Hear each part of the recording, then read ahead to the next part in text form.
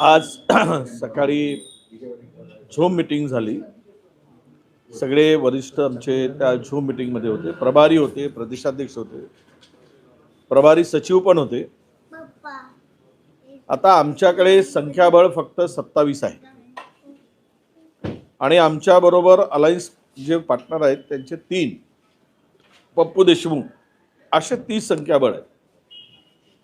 उर्वरित 4 संख्या जी लागते सत्ता स्थापन करायसाठी, याची जबाबदारी खासदार धानोरकरांनी घेतलेली आहे आणि त्यांच्या संदर्भात महापौर सुद्धा काँग्रेसचा आणि त्यांनी जे नाव देतील त्यांना महापौर करायचं ठरलेलं आहे आणि गटनेता सुद्धा एकमत झालेला आहे. एकमत म्हणण्यापेक्षा प्रदेशनी जो गटनेता दिला, नाव दिलेलं आहे, त्याला गटनेता करायचं ठरवलं आहे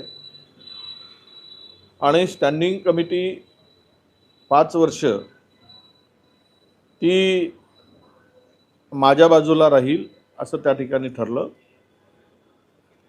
आणि जे येणारे आहेत सोबत त्यांना उपमहापौर द्यायचं आणि स्टँडिंग कमिटीमध्ये सदस्यत्व द्यायचं अशी चर्चा झाली. आता ह्याला लागणार जे काही संख्याबळ आहे ते खासदार जुळवणार आहेत आणि त्यानंतर सत्ता स्थापनेचा कार्यक्रम आल्यावर आम्ही दावा करू आणि महापौर हा काँग्रेसचा होईल यामध्ये मला वाटतं काही आता अडचण नाही. असं आहे, मेयर त्यांना त्यांच्या मनाप्रमाणे पाहिजे, त्यामुळे त्यांचा अट्टहास आहे, मुद्दाम शब्द वापरतो. त्यामुळं त्यांनी संख्याबळ, आता मेयर जर त्यांना पाहिजे किंवा त्यांच्याकडून त्यांना करायचं आहे तर ते संख्याबळ जुळवण्यासाठी त्यांनी मान्यता दिली आहे की मी संख्याबळ जुळवणार आहे. त्यामुळे संख्याबळ जुळवतील असं मला वाटतं. नाही, सगळ्याबरोबरच आहे, सत्ता त्यांच्याकडे आहे, प्रचंड पैसा आहे, त्यातून त्यांनी मोठमोठ्या ऑफर या सगळ्यांना दिल्या आहेत. माझ्या कानावर जे काही ऑफर आहे तर माहितीप्रमाणे 1-1 कोटीची ऑफरसुद्धा दिल्याची माहिती माझ्याकडे आहे नगरसेवकांना आणि पदही देण्याची ऑफर दिली आहे.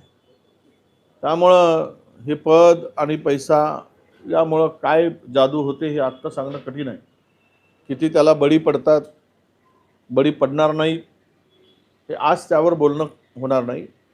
पण सत्ता स्थापन करताना दोघांनाही दुसऱ्यांची मदत घेतल्याशिवाय सत्ता स्थापन